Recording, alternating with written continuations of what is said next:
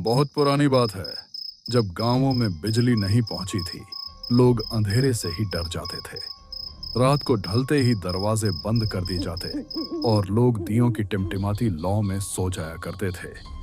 इसी गांव के पास था एक पुराना श्मशान, जिसके किनारे पर एक बड़ा सा पीपल का पेड़ खड़ा था।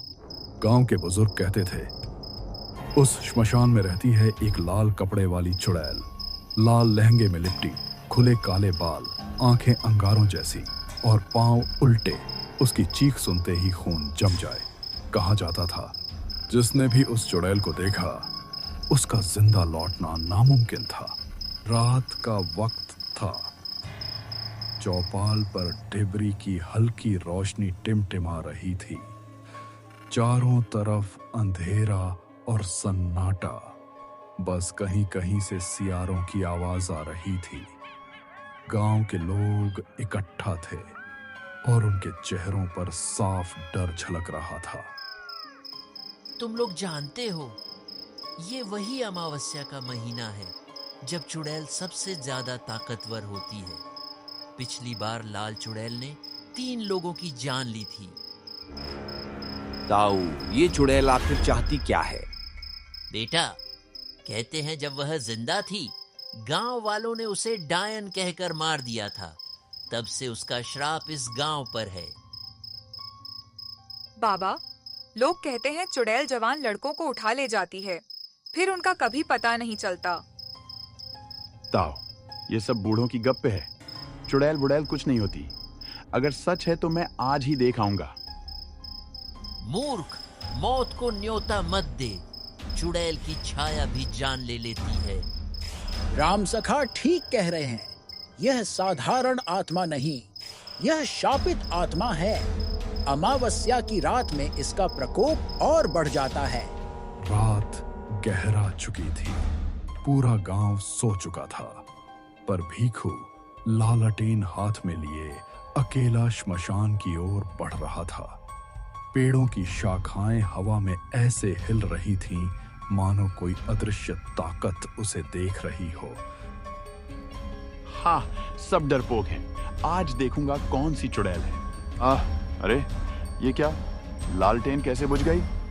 तभी दूर पीपल के पेड़ के नीचे एक लाल साड़ी पहने औरत नजर आई। उसके बाल जमीन तक लटक रहे थे, आंखें लाल चमक रही थीं और उसके पांव उल्टे।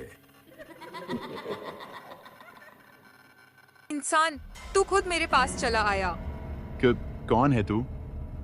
मैं वही हूँ जिसे इस गांव ने मारा था। अब हर अमावस्या मैं तुम सबकी आत्मा पीती हूँ। सुबह हुई, भीखू कहीं नहीं मिला। श्मशान के पास बस टूटी लालटेन और खून के धब्बे थे। पूरा गांव सहम गया। बाबा, भीखू भैया को चुड़ैल खा गई।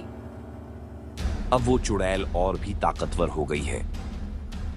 मैंने कहा था, लाल चुड़ैल का श्राप कभी खत्म नहीं होगा। इसका वध आसान नहीं। इसका अंत तभी होगा जब सूर्योदय से पहले इसे अग्नि और मंत्रों की शक्ति से बांधकर भस्म किया जाए। तुम सब भीखू जैसे ही मारे जाओगे। बाबा, देखो, उसके बाल उड़ रहे हैं, आंखें आग की तरह जल रही हैं। जल्दी करो पंडित जी, वरना सब खत्म हो जाएगा। एयूएम क्लीं कालिका नमः, एयूएम भूत विनाशिनी नमः।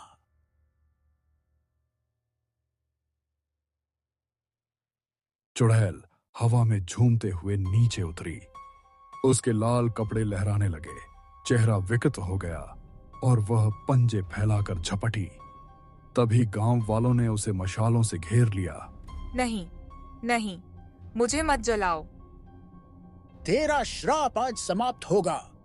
जैसे ही मंत्रोच्चार तेज हुआ और सूरज की पहली किरण फूटी, लाल चुड़ैल चीख उठी।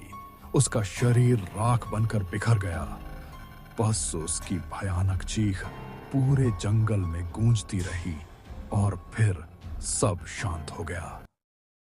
उस दिन के बाद गांव वाले कभी श्मशान की तरफ नहीं गए, लेकिन आज भी लोग कहते हैं, अमावस्या की रात को पीपल के पेड़ पर लाल साड़ी लटकती हुई दिखती है और दूर से चुड़ैल की दबे स्वर में आती हंसी सुनाई देती है।